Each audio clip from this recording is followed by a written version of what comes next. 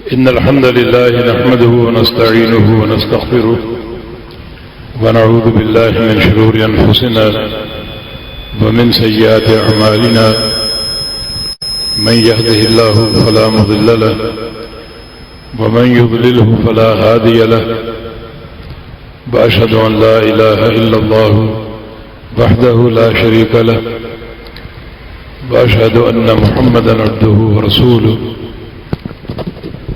يا أيها الذين آمنوا اتقوا الله حق تقاته ولا تموتن إلا وأنتم مسلمون يا أيها الناس اتقوا ربكم الذي خلقكم من نفس واحدة وخلق منها زوجها وبث منهما رجالا كثيرا ونساء واتقوا الله الذي تساءلون به والأرحام إن الله كان عليكم رقيبا يا أيها الذين آمنوا اتقوا الله وقولوا قولا سديدا يصلح لكم أعمالكم ويغفر لكم ذنوبكم ومن يطع الله ورسوله فقد فاز فوزا عظيما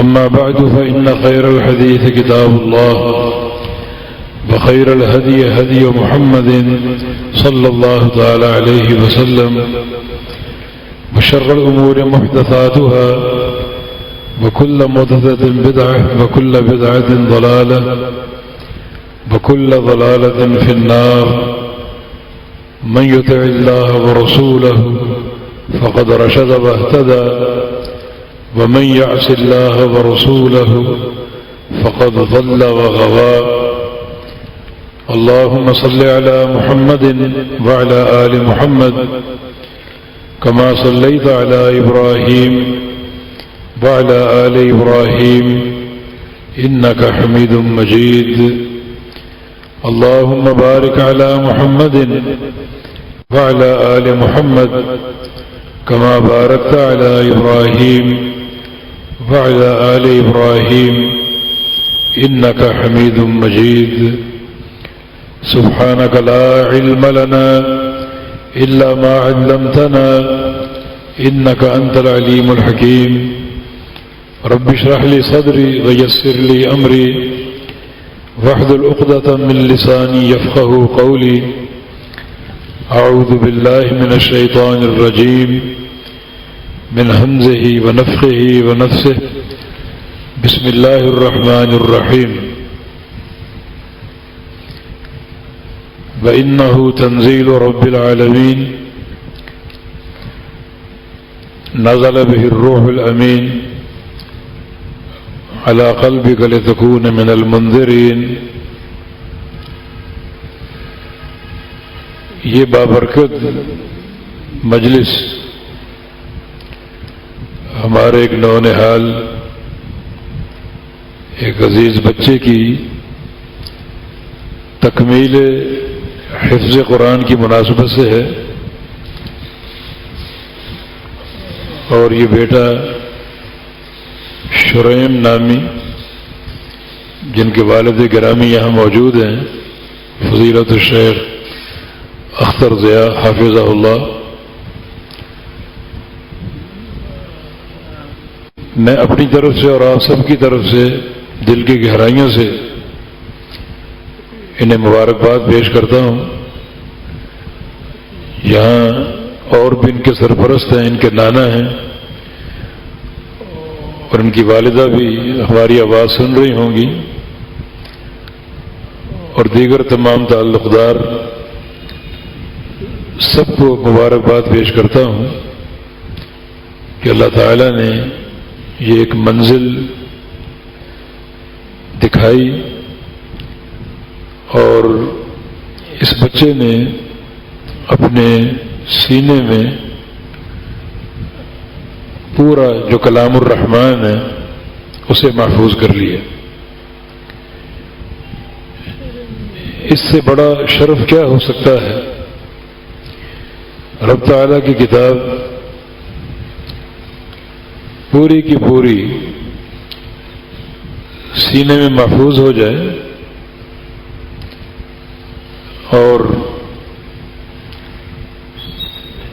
اللہ تعالیٰ کے کلام سے سینہ منور ہو جائے بہت بڑی سعادت جو اللہ تعالیٰ کی توفیق ہی سے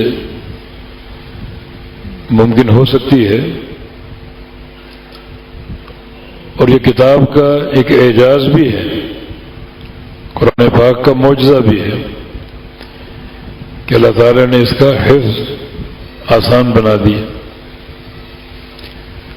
ورنہ عام حالات میں کوئی بھی چیز یاد کرنا مشکل ہوتا ہے۔ اخبار کا ایک پیج آپ حفظ کر کے دکھا دیں، تو یہ کلام الرحمن کا اعجاز ہے کہ اس کا پڑھنا اور اس کا حفظ انتہائی آسان ہے کہ چھوٹے چھوٹے بچے اور نونہال بھی قرآن پاک کے حافظ بنتے ہیں۔ دعا ہے کہ اللہ تعالی عزیزم شریم کو استقامت عطا فرمائے، اور جو کتاب عزیز انہوں نے حفظ کی ہے اللہ تعالیٰ انہیں اس کا اتقان اور پختگی عطا فرما دے، زندگی بھر کے لیے قرآن ان کا ساتھی بن جائے اور یہ قرآن کے حامل بن جائیں۔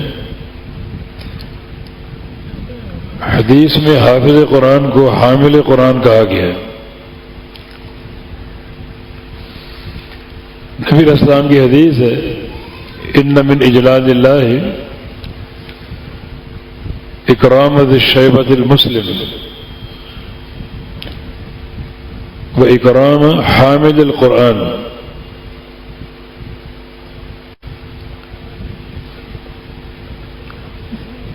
و اکرام حامل القرآن۔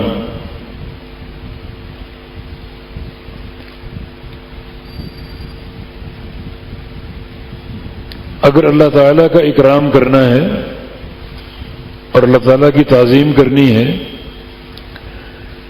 تو دنیا میں موجود 3 افراد کی تعظیم کرو، ان کی تعظیم اللہ کی تعظیم، اور ان کا اکرام اللہ کا اکرام۔ ایک ہے اکرام ذی الشیبۃ المسلم، اس مسلمان کا اکرام جس کے بال اسلام پر چلتے چلتے سفید ہو جائیں، جسم کے بال سفید ہو جائیں اسلام کی حالت میں، عقیدہ توحید کے ساتھ، تو اس بندے کا اکرام اللہ کا اکرام، اور اس کی اہانت اللہ کی اہانت ہے۔ یہ اللہ رب العزت ان سفید بالوں کی قدر کرتا ہے جو اسلام پر چلتے چلتے آ جائیں اور انسان کے کالے سے سفید بال ہو جائیں تو ان بالوں کا اللہ تعالیٰ اکرام کرتا ہے، اور ایسے لوگوں کا اکرام اللہ کا اکرام ہے۔ ایک حدیث میں رسول اللہ صلی اللہ علیہ وسلم کا فرمان ہے، من شاب شیبۃ فی الاسلام کانت لہ نورا یوم القیامہ،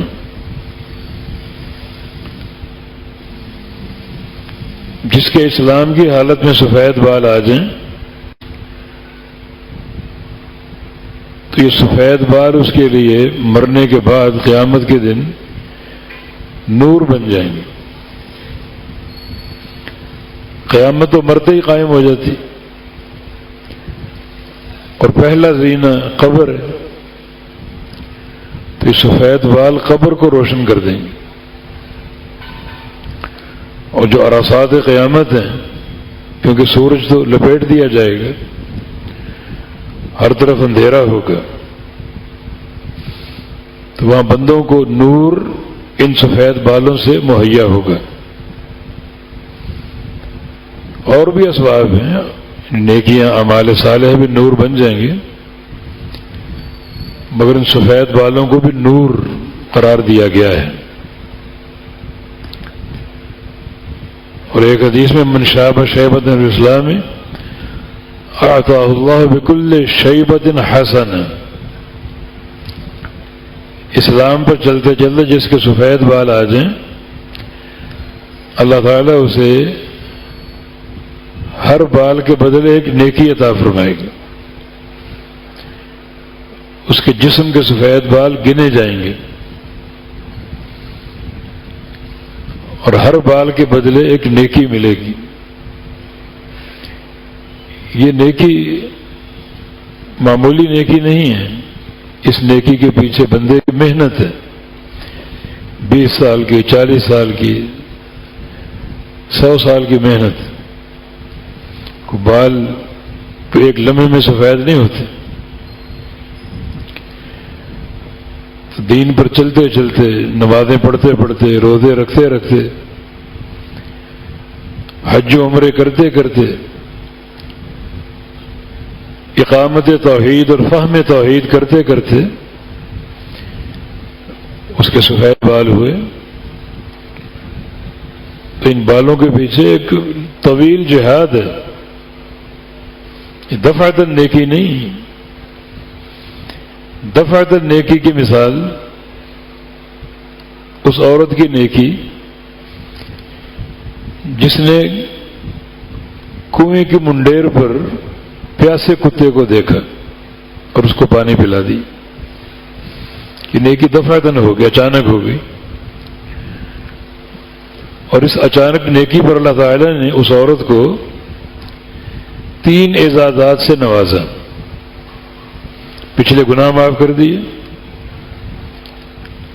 آئندہ کی پوری زندگی اللہ تعالی نے منہج تقوی پر استوار کر دی، اس کو متقی بنا دی. اور تیسرا اعزاز جنت کا داخلہ. حالانکہ اچانک نیکی ہوئی تھی، لیکن سفید بالوں کا آنا یہ نیکی اچانک نہیں ہوتی، اس کے پیچھے سال ہا سال کی محنت ہے. تو جو نیکی ملے گی بڑی عظیم شان ہوگی. تو یہ پہلا شخص جس کا اکرام اللہ کا اکرام ہے. اور دوسرا کون؟ وہ حامل القرآن، حامل قرآن. حافظ قرآن نے حامل قرآن کہا گیا. حافظ قرآن بھی ایک بڑی عمدہ تعبیر ہے، لیکن حامل قرآن یہ قرآن اٹھائے ہوئے ہے. جہاں بھی جائے گا قرآن اٹھائے ہوئے جائے گا. حتیٰ کہ مرنے کے بعد قبر میں قرآن اٹھائے ہوئے جائے گا. جب قیامت قائم ہوگی قرآن اٹھائے ہوئے اٹھے گا. تو کوئی شرف اس کا مقابلہ نہیں کر سکتا. یہ حامل قرآن، یہ ہر مقام پر قرآن لے کر جائے گا، قرآن اٹھا کر جائے گا. تو حامل قرآن کا اکرام اللہ کا اکرام. یہ چھوٹا بچہ شرم حافظ ہوا تو اس کا اکرام ہم پر فرض ہے، اس کی تعظیم ہم پر فرض ہے. اس کی تعظیم اور اکرام اللہ کا اکرام ہے. اس اکرام کا اجر ملے گا. اس اکرام پر درجات کی بلندی حاصل ہوگی.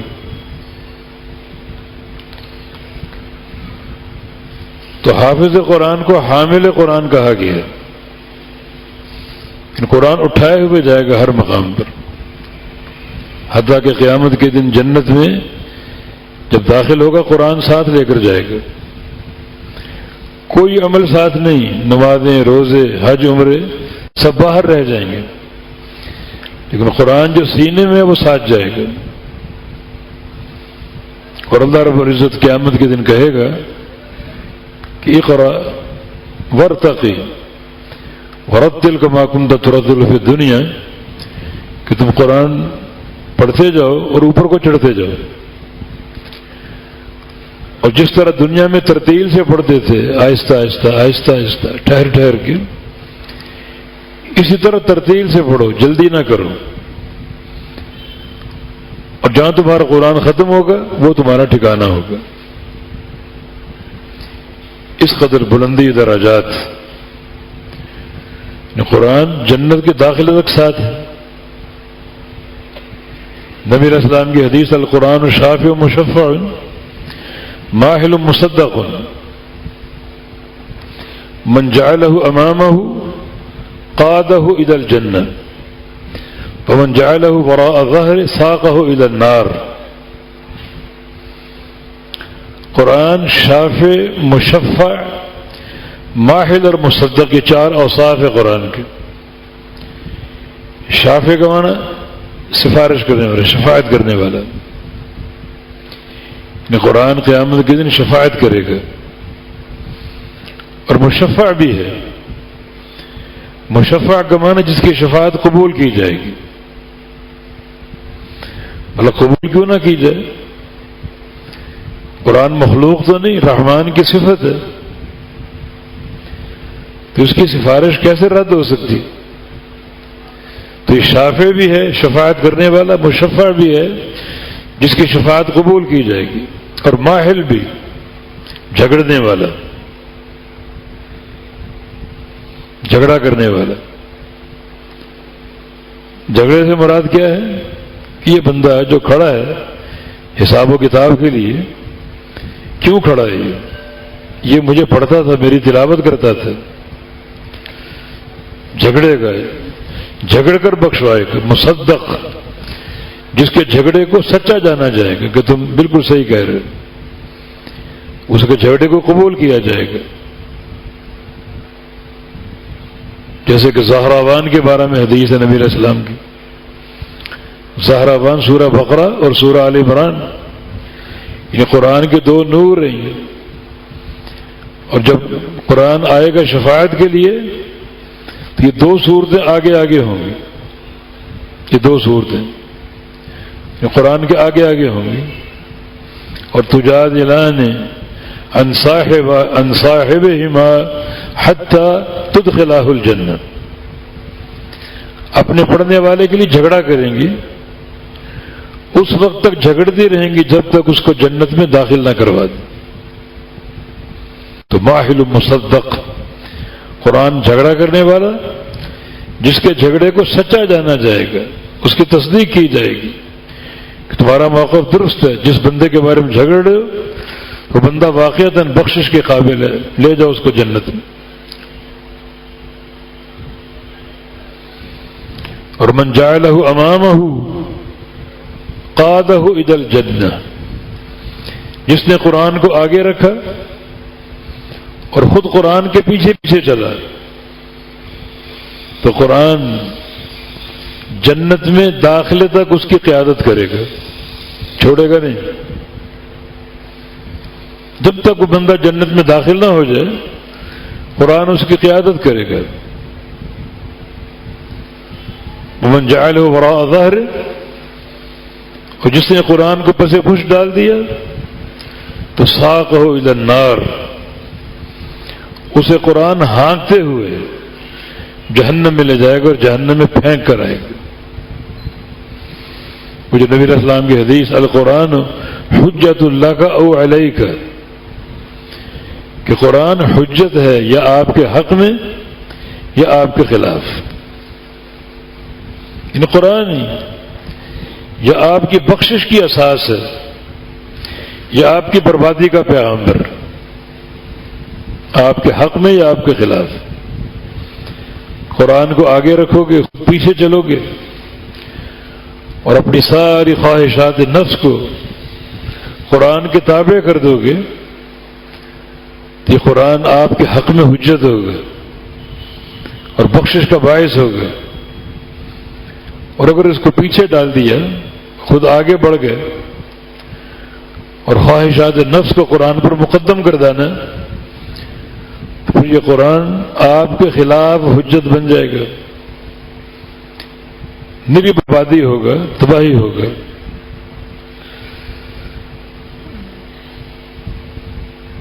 یہ قرآن پاک کے ساتھ ہمارا تعلق ہے اور اس تعلق کی برکتیں تو حافظ قرآن کا بڑا مرتبہ اور مقام ہے. الماہر بالقرآن مع سفرۃ الکرام البررہ، جو قرآن کا ماہر ہے، مہارت سے قرآن پڑھتا ہے اور اس کو قرآن کی قرأت پر، تلاوت پر اللہ نے عبور دیا ہے اور قرآن کی تلاوت کو اس کی زبان پر جاری کر دیا ہے بڑے سہل طریقے سے، کہ منہ پر تعریف نہیں ہو رہی، تحدیث نعمت ہے۔ جیسے ہمارے قاری اختر ضیاء حافظہ اللہ، ابھی سورہ عبس ہم نے ان سے سنی نماز میں۔ حقیقت یہ ہے کہ یہ محفل منور اور معطر ہو گئی ان کی آواز اور ان کی تلاوت سے۔ تو اللہ تعالی کی حسن توفیق ہے اور اچھی آواز سننی چاہیے، اچھی تلاوت سننی چاہیے، نبی علیہ السلام کی سنت ہے۔ بعض اوقات آپ رات تہجد سے فارغ ہو کر گھر سے باہر آ جاتے اور قریبی خیمے تھے اشعری صحابہ کے، یمن سے آئے تھے، ایک ہی مقام پر ان کے خیمے تھے، تو آپ ان کے خیموں کے باہر آ کر کھڑے ہو جاتے اور ان کی تلاوت سنتے۔ ہر خیمے سے تہجد کی آوازیں آ رہی ہوتی، قرآن کی تلاوت ہو رہی ہوتی، اور آپ کبھی اس خیمے، کبھی اس خیمے، کبھی اس خیمے کھڑے ہو کر ان کی تلاوت سنتے۔ اور آپ کا فرمان، اگر کبھی میں دن کے وقت آؤں تو مجھے کوئی پہچان نہ ہو کون سا خیمہ کس کا ہے، رات کو آؤں تو ہر خیمے کا علم ہو جاتا ہے، کیونکہ ہر خیمے سے قرآن کی آوازیں آ رہی ہوتی اور میں پہچان لیتا ہوں اس خیمے میں کون ہے۔ کوئی خیمہ تلاوت قرآن سے خالی نہیں ہوتا۔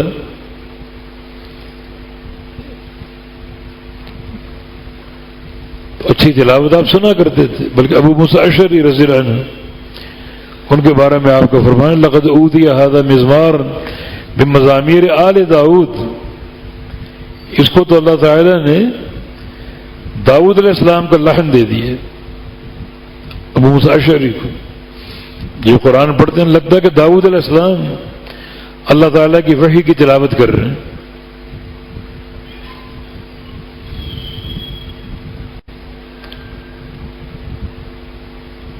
ایک بار نبی علیہ السلام نے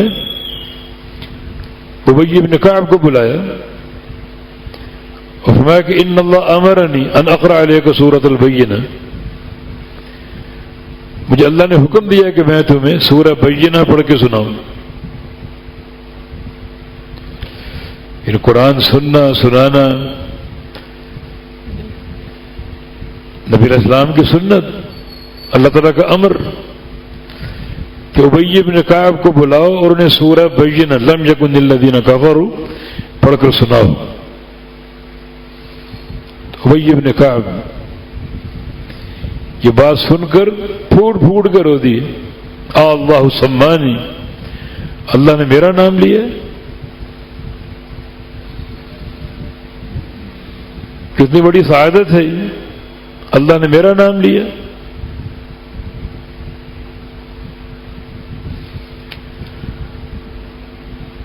تو یہ سب اسی تسلسل کا حصہ ہے کہ قرآن سے ہمارا تعلق بڑا وسیع ہونا چاہیے،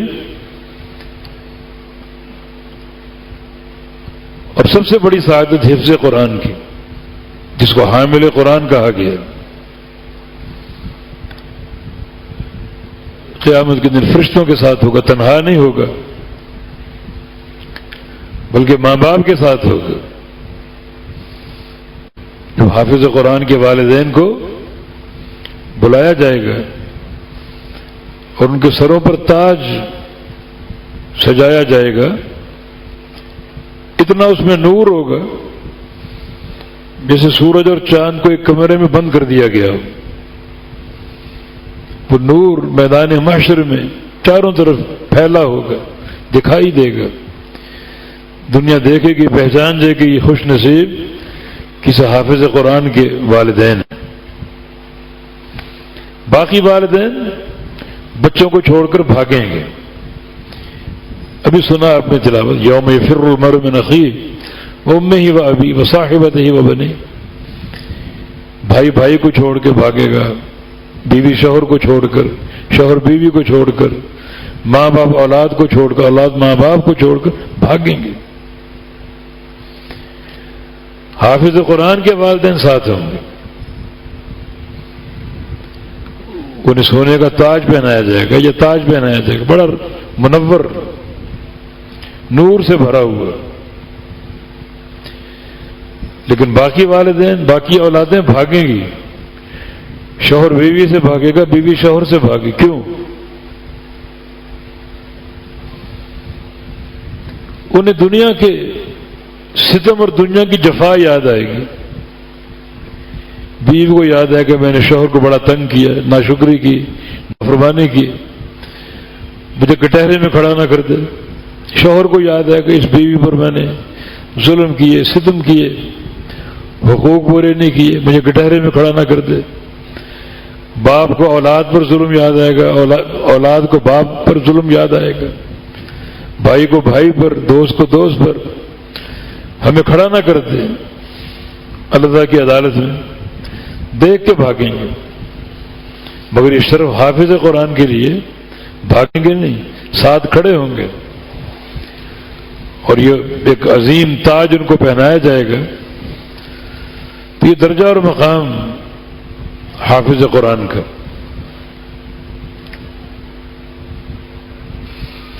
اللہ رب العزت نے حفظ قرآن کی سعادت دے دی، توفیق دے دی، تو اب بہت سی ذمہ داریاں عائد ہوتی، اس میں کوئی شک نہیں کہ یہ جو طبقہ ہے حفاظ کا، علماء کا، کوئی ان کا مقابلہ نہیں۔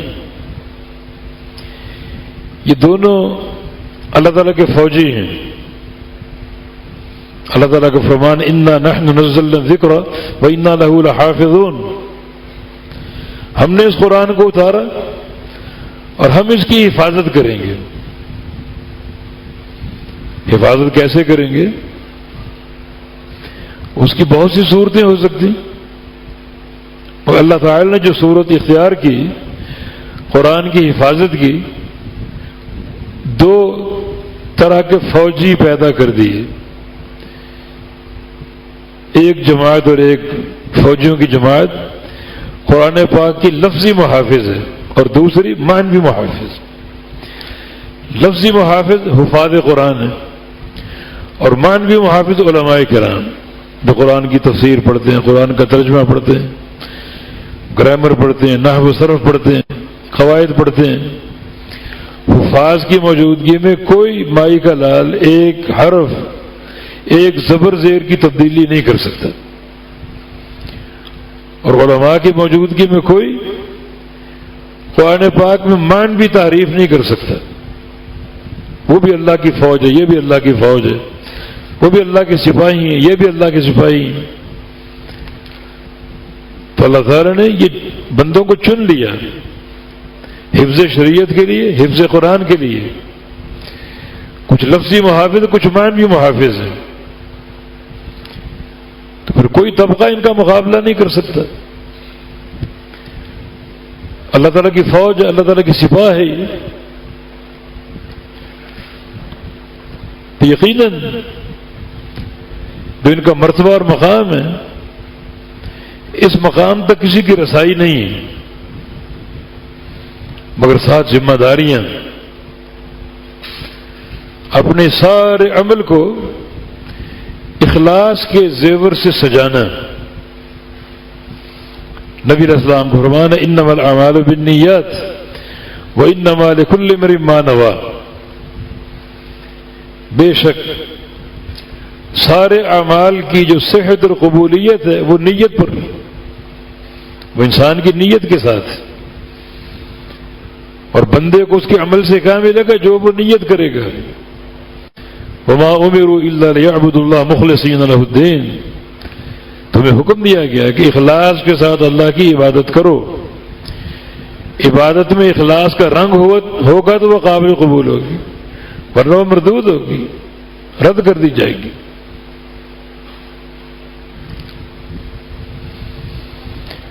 اور یہ مقام بہت ہی مشکل. صحیح بخاری میں ایک طویل حدیث ہے. شفیع نامی تابعی ابو ہریرہ رضی اللہ عنہ کے پاس آئے اور آ کر کہا کہ مجھے ایک حدیث سنائیے. میری شرط یہ ہے کہ وہ حدیث ایسی ہو کہ جب نبی علیہ السلام نے حدیث روایت کی ہو بس آپ سامنے بیٹھے ہوں, تیسرا کوئی بندہ نہ ہو. اللہ کے نبی ہوں, آپ ہوں, تیسرا کوئی نہ ہو. ایسی کوئی حدیث سناؤ. تو ابو ہریرہ کو ایسی حدیث یاد آ گئی اور رو پڑے اس حدیث کے تصور سے. اللہ کے نبی کی مجلس یاد آ گئی. اور مجلس بھی کہاں تھی؟ ریاض الجنہ میں. ریاض الجنہ نبی علیہ السلام کے گھر سے لے کر جو حجرہ عائشہ ہے وہاں سے لے کر آپ کے ممبر تک جو ٹکڑا ہے وہ جنت کا باغیچہ ہے جہاں بیٹھنا شرف کا باعث. جنت ہے نا. ان قیامت کے روز یہ ٹکڑا جنت کو لگا ہوگا, جنت میں موجود ہوگا. جب بھی آپ کو اللہ موقع دے حج کا عمرے کا وہاں جانے کا, وہاں ضرور بیٹھیں اور دعا کریں. جنت میں بیٹھے لوگوں کی کوئی خواہش رد نہیں ہوتی. وَلَكُمْ فِيهَا مَا تَشْتَهِي أَنفُسُكُمْ وَلَكُمْ فِيهَا مَا تَدَّعُونَ. جو تمہارا جی چاہے گا ملے گا, جو طلب کرو گے ملے گا. تو یا اللہ ہم جنت میں بیٹھے ہیں, ہماری یہ خواہش ہے, ہمارا یہ جی چاہتا ہے, ہماری یہ دعا, یہ استدعا ہے, مانگتے جاؤ اللہ عطا فرمائے گا. تو ریاض الجنہ میں بیٹھے ہوئے تھے. نبی علیہ السلام نے ایک حدیث اس وقت سنائی تھی اور ابو ہریرہ یہ بات سوچ کر بے ہوش ہو گئے. یا تو بے ہوش اس لیے ہوئے کہ اللہ کے نبی کی یاد آ گئی, وہ مجلس اور ساتھ بیٹھنا وہ سلسلہ ختم ہو گیا نبی علیہ السلام کی وفات سے. اور یا پھر حدیث کا جو مضمون ہے بڑا کڑا, بڑا خوفناک, جس میں اول من تسعر علیہم النار, سب سے پہلے جن لوگوں پر جہنم کو بھڑکایا جائے گا اور جہنم کو گرم کیا جائے گا. 3 بار بے ہوش ہوئے وہ 3 بار, اور ان کو ہوش میں لایا گیا. تب آخر وہ حدیث سنانے کے قابل ہوئے کہ جن پر سب سے پہلے جہنم کو بھڑکایا جائے گا اور گرم کیا جائے گا 3 طرح کے لوگ. پہلا بندہ آئے گا حساب و کتاب کے لیے, کیا کرتے رہے؟ جواب دے گا تعلمت القرآن وعلمتہ, میں نے قرآن سیکھا اور سکھایا, قرآن یاد بھی کیا, یاد کروایا بھی, پڑھا بھی اور پڑھایا بھی, سیکھا اور سکھایا بھی, سمجھا اور سمجھایا بھی. میرا عمل ہے دنیا کی زندگی میں. فرشتے کذبتا کہیں گے, کذبتا کذبتا, جھوٹ بول رہے ہو. بڑا سنگین جملہ ہے یہ, کذبتا, جھوٹ بول رہے ہو. جو اللہ تعالیٰ نے یہ لسٹ ہمیں دی ہے اہل جنت کی, اس میں آپ کا نام ہی نہیں. تم کہہ رہے قرآن پڑھا اور پڑھایا, یعنی کلام الرحمان تم نے پڑھا اور پڑھایا, سیکھتے اور سکھاتے رہے, اور اس لسٹ میں آپ کا نام ہی نہیں. مانا جھوٹ بولتے ہو, نہ تم نے پڑھا نہ پڑھایا. کہ قرآن پڑھنے پڑھانے کا تو بڑا اجر ہے.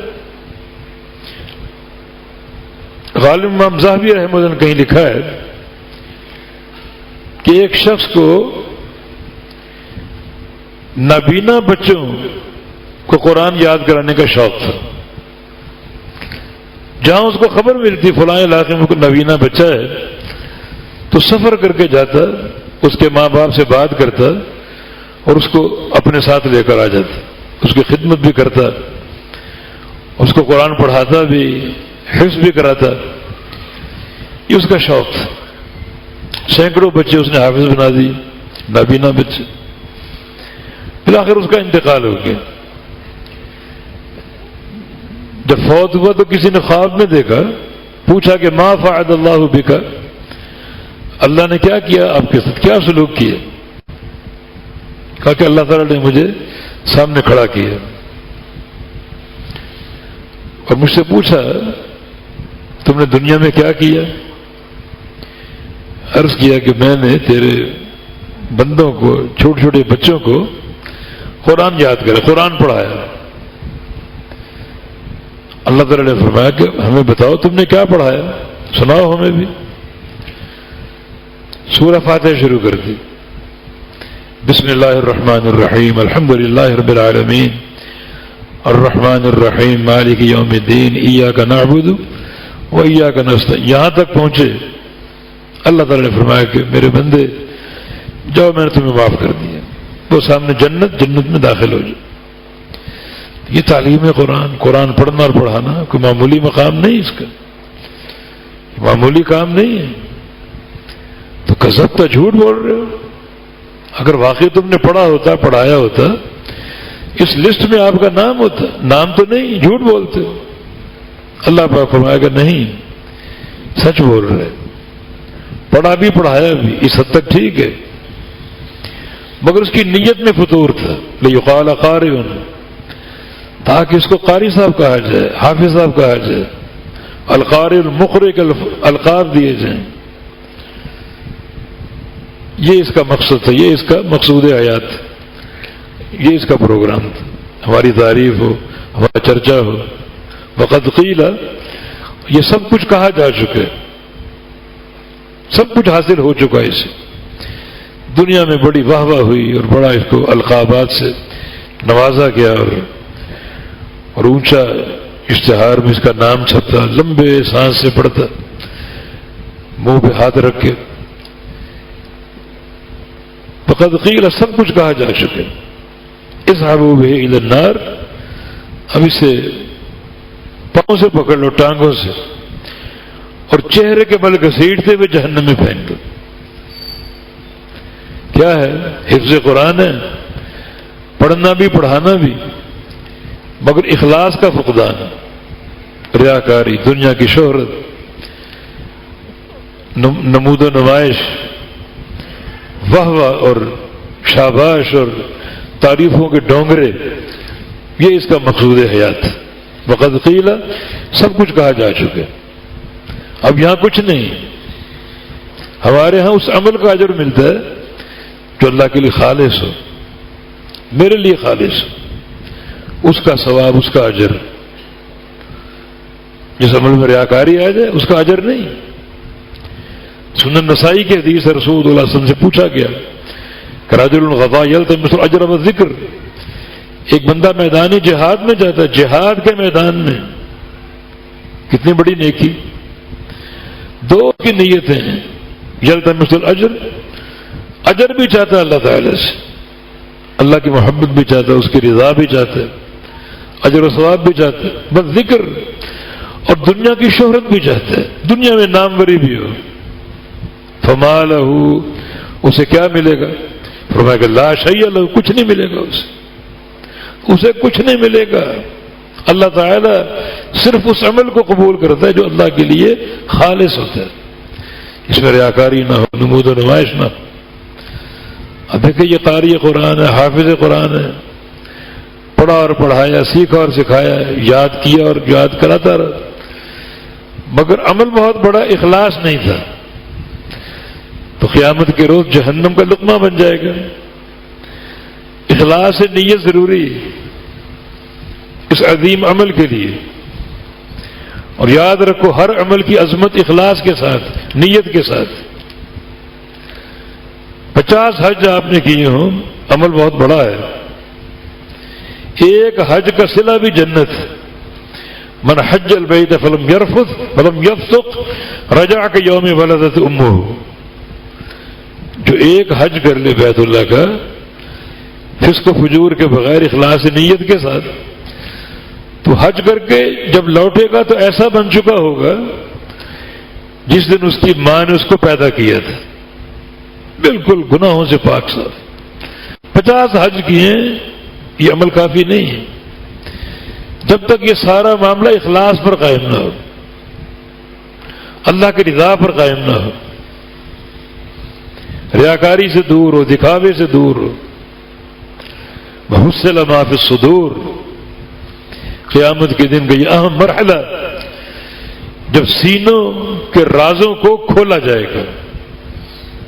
جو اندر آپ کے راز ہیں نا ہمیشہ اندر نہیں رہیں گے, دنیا میں اندر رہیں گے, کوئی نہیں جانتا آپ کے اندر کیا ہے. کینہ ہے, محبت ہے, بغض ہے, نفرت ہے, پیار ہے, اخلاص ہے, ریاکاری, کوئی نہیں جانتا. اس دن یہ راز کھولے جائیں گے.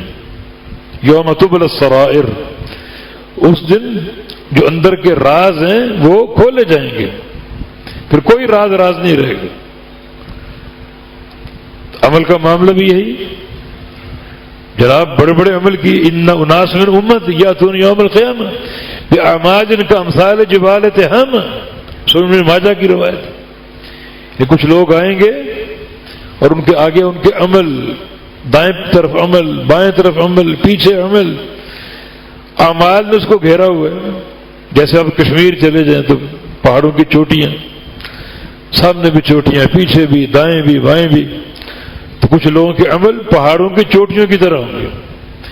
عرب میں ایک پہاڑی سلسلہ تہامہ پہاڑ, چاروں طرف بڑے بڑے بلند و بالا چوٹیاں, اس طرح ان کے عمل کھڑے ہوں گے.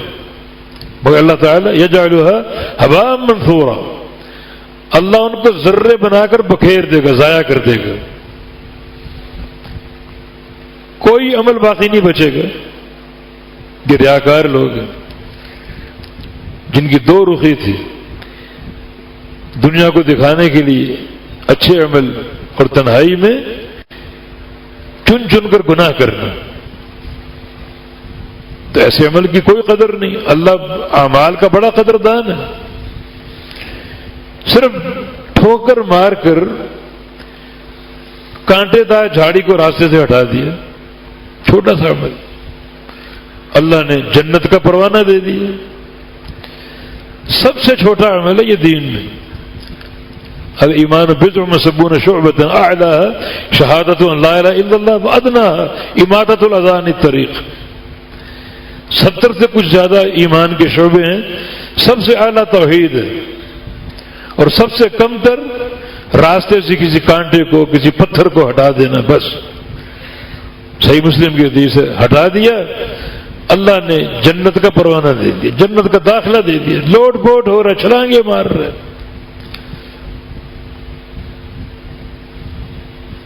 اخلاص نیت سب سے چھوٹا عمل, مگر اس کی قبولیت اخلاص کے. ابن تیمیہ فرماتے ہیں کہ جب اس بندے نے یہ عمل کیا اور راستے سے اس مودی شے کو ہٹایا تو وہ تنہا تھا, دیکھنے والا کوئی نہیں تھا, مانا ریاکاری نہیں تھی, اس کا عمل اخلاص میں مبنی تھا. تو دو چیزیں یہاں اجر کا باعث بنی, ایک اس کا یہ عمل اس جھاڑی کو ہٹانے کا, اور دوسرا اخلاص کا مظاہرہ, ریاکاری نہیں تھی. اللہ نے پذیرائی کی تو کتنا قدردان ہے. اور یہاں پہاڑ جیسے اعمال ہیں, کوئی قدردانی نہیں, اخلاص نہیں. تو شیطان سب سے زیادہ جو علماء ہیں, حفاظ ہیں, ان پر ریاکاری کے تیر برساتا ہے اور یہ وار کرتا ہے. اپنے آپ کو سنبھالنا ہوگا. دوسرا میری نصیحت اپنی اس عزیز بچے کے لیے کہ پختگی روز افزوں پڑھنی چاہیے. اس میں کبھی کمزوری نہ ہو, کبھی تعطل نہ ہو اور کبھی ناغہ نہ ہو. قرآن یاد کر کے بھول جانا بہت بڑے عذاب علیم کا باعث ہے. صحیح بخاری کے حدیث نبی علیہ السلام کا ایک طویل خواب اس میں بیان ہے. طویل خواب آپ نے دیکھا, سامر بن جندب کی روایت سے. فرشتے آئے, آپ سو رہے تھے تو آپ کو نیند میں لے گئے جہنم کے اندر. مختلف منظر دکھائے. ایک منظر یہ دکھایا کہ ایک شخص قبر میں لیٹا ہوا ہے,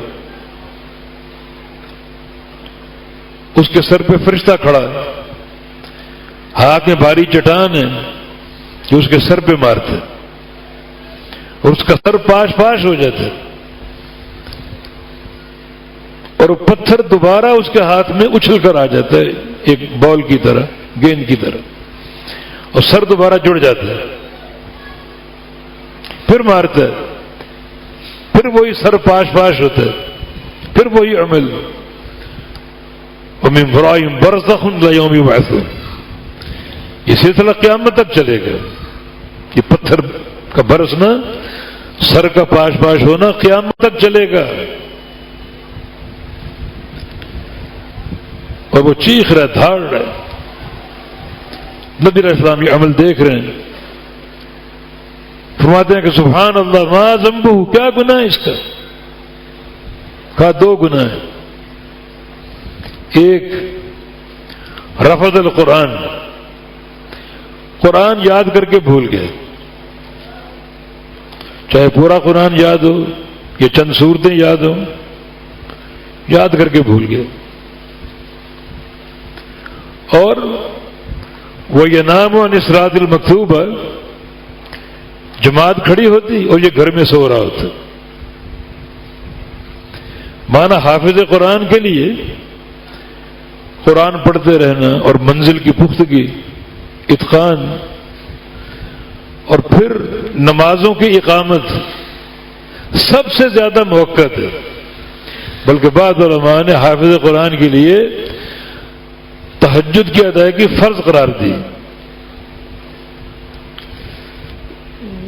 تہجد میں قرآن پڑھنا ایک بہترین وقت، بھرپور نشاط کا، کوئی سستی نہیں، کوئی کاہلی نہیں، اس وقت قرآن پڑھنا یقیناً اتقان کا باعث ہوتا ہے اور پختگی کا باعث ہوتا ہے۔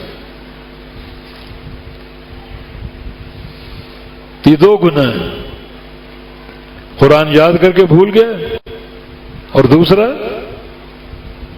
فرض نماز کھڑی ہے، قائم ہے، اور یہ بستر پہ سو رہا ہے، گھر میں سو رہا ہے۔ تو بہت ضروری ہے یہ اتقان اور حفظ قرآن، شرف کی بات ہے۔ عمر بن سلمہ رضی اللہ عنہ، نبی علیہ السلام کے صحابی، قرآن کے حافظ تھے، اپنے قبیلے میں سب سے سر فہرست۔ ایک شاعر نے کہا فاحفظ فکل حافظ امام، حافظ بن جاؤ، حافظ ہی امام ہوتا ہے۔ نبی علیہ السلام کا فرمان کہ یعنی امامت کون کرائے؟ جو قرآن کا حافظ ہے۔ تو عمر بن سلمہ اپنی قوم کا امام تھا، چھوٹا بچہ 6-7 سال کا، حفظ قرآن کی بنا پر اس کو امامت کا شرف حاصل ہوا،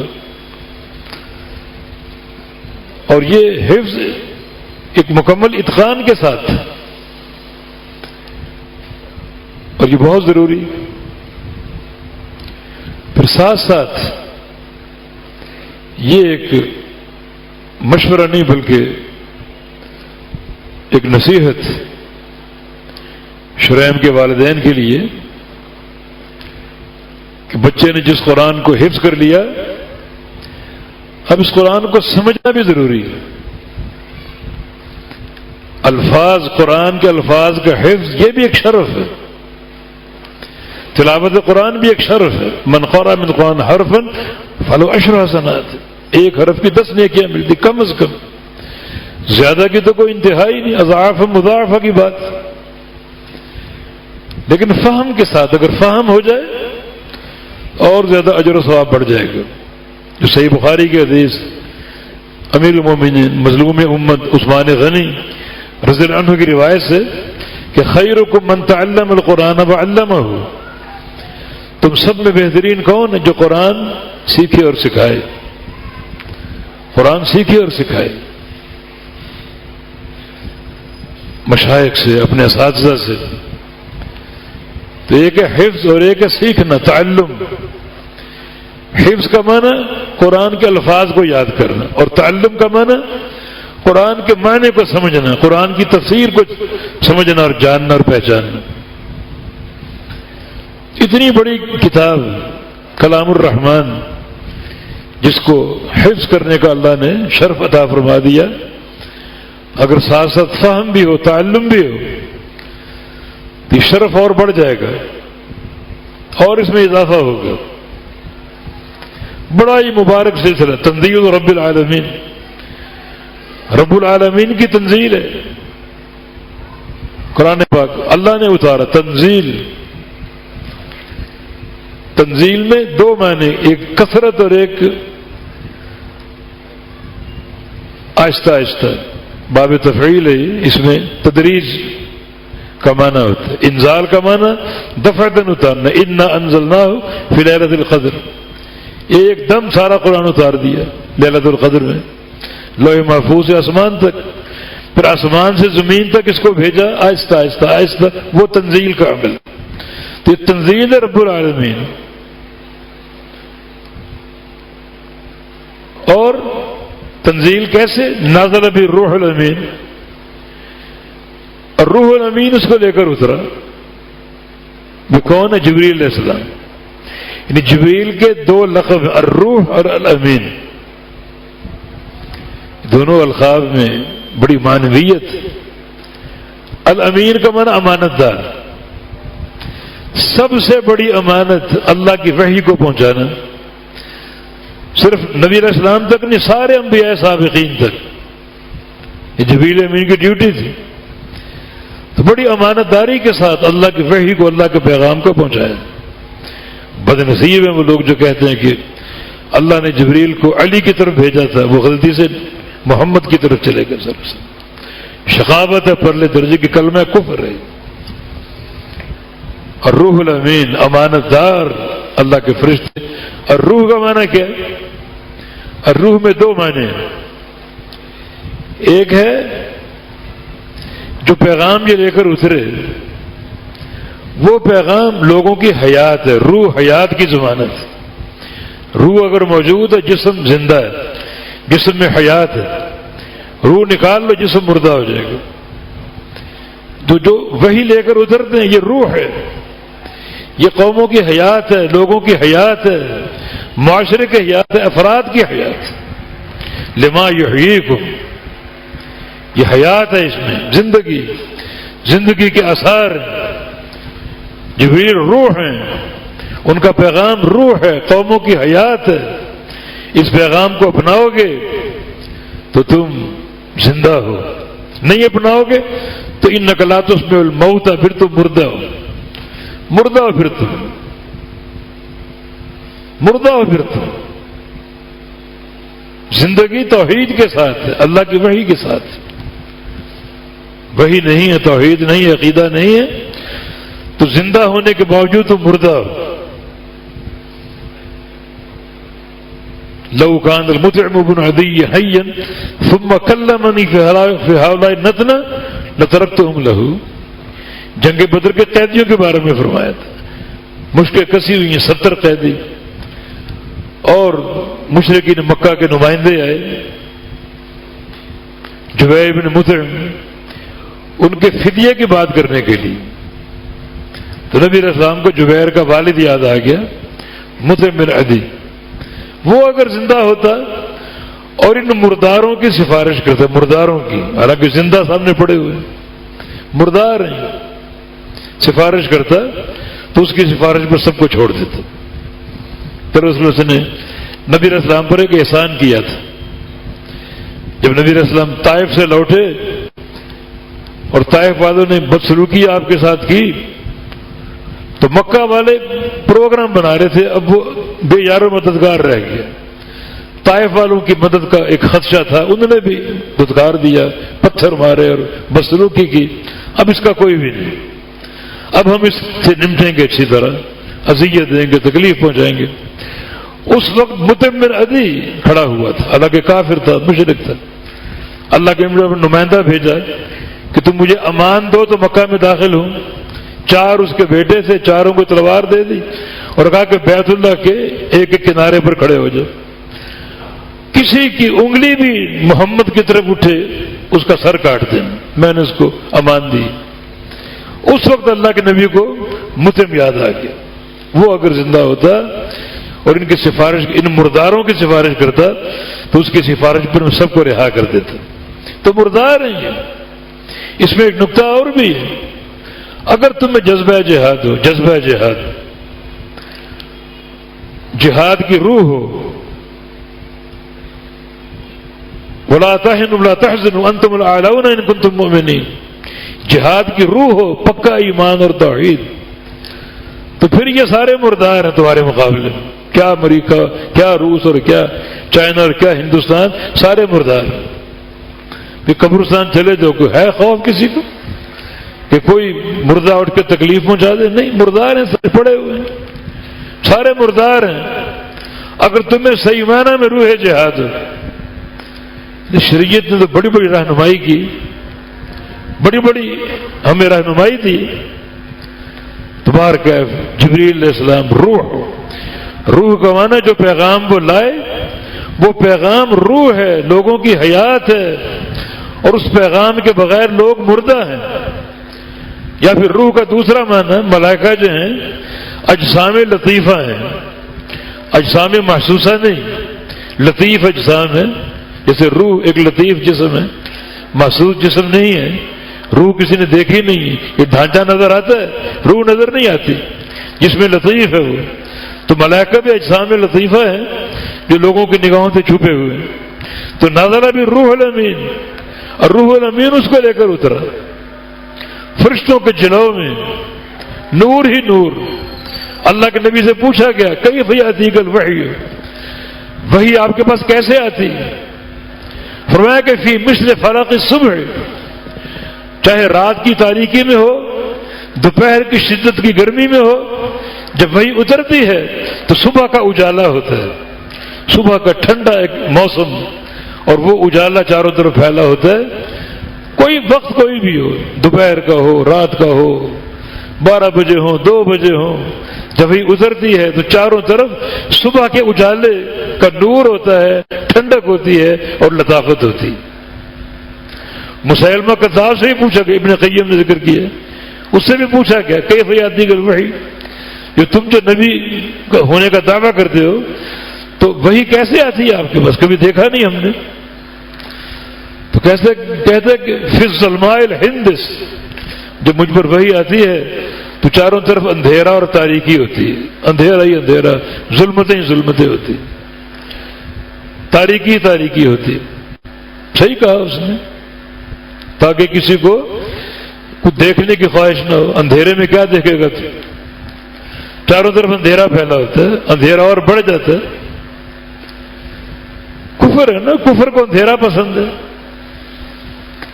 اہل ایمان کو نور پسند ہے، کفار کو اور کفر کو اندھیرا پسند ہے. ہم مسلمان بیوقوف بن جاتے ہیں جب کسی بہروپی کے پاس جائیں، کسی درگاہ پہ جائیں، جناب کالا بکرا ذبح کرو، اور ہم کرتے ہیں. یہ کالے کی اصطلاح کہاں سے آ گئی؟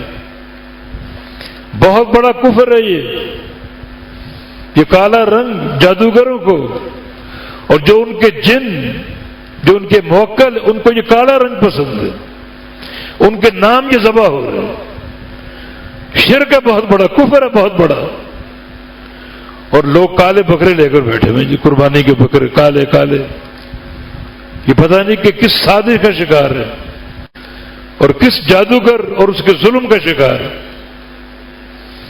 جادو کا عمل کریں گے اندھیروں میں بیٹھ کر، قبرستانوں میں جا کر، وہاں بھی گڑھے کھود کر، تاریکی در تاریکی میں بیٹھ کر جادو کا عمل کریں گے. اسلام نور ہی نور ہے.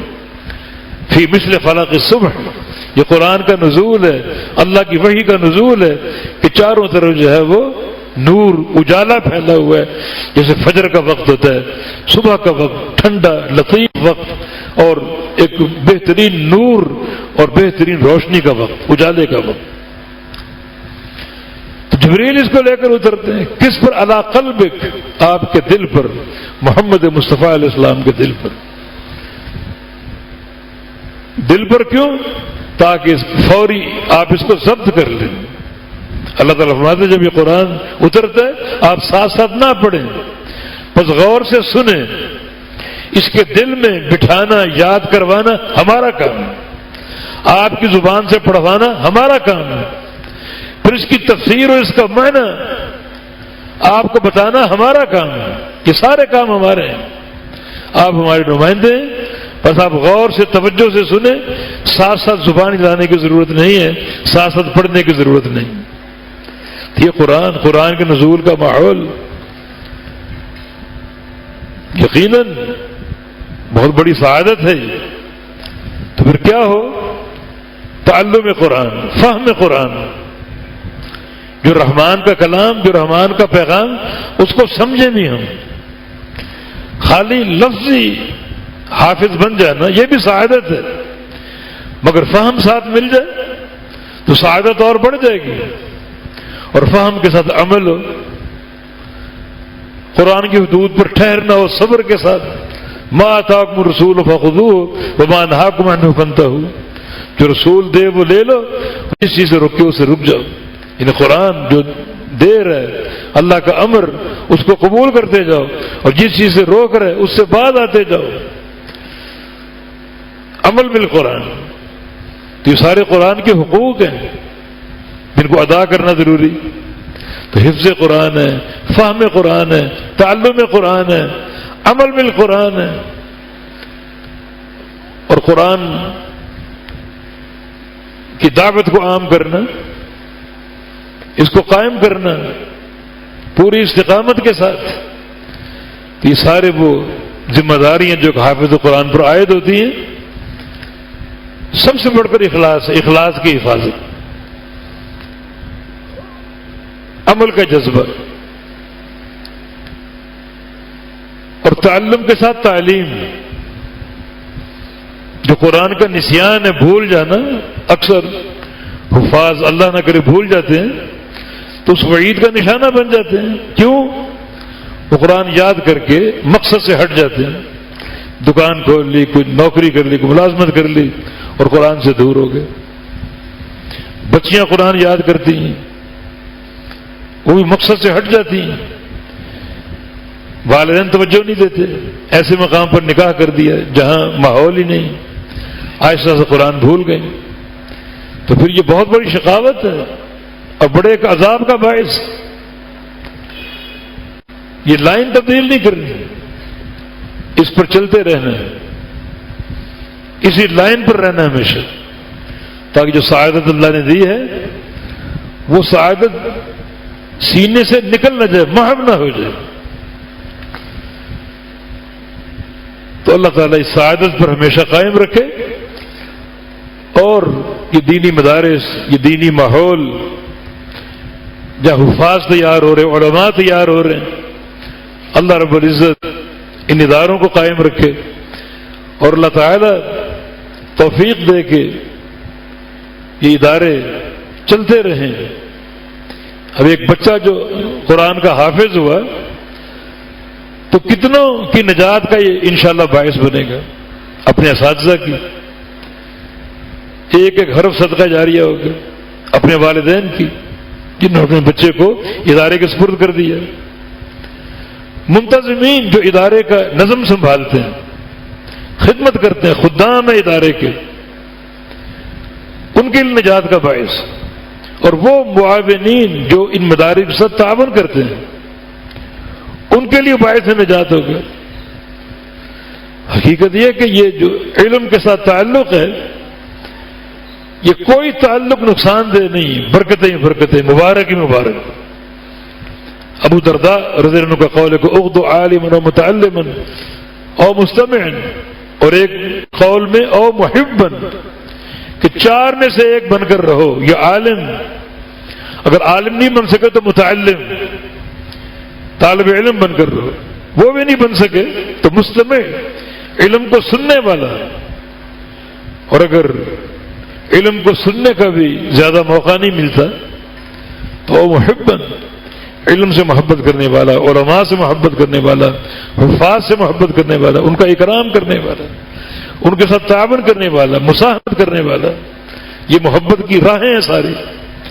تو ان چاروں میں سے کچھ نہ کچھ بن کر رہو، علم کے ساتھ تعلق ہو، قرآن کے ساتھ تعلق ہو، تو اللہ رب العزت توفیق عطا فرما دے، اور اللہ تعالیٰ اس بچے کے اتقان میں، حفظ میں برکتیں عطا فرمائے، شرح صدر فرمائے، اور قرآن جس کو یاد کیا اللہ اس کو قرآن کا عالم بھی بنا دے، قرآن پر عمل کرنے والا بنا دے، اور متعلم بنا دے جو قرآن سیکھے اور آگے چل کر سکھائے۔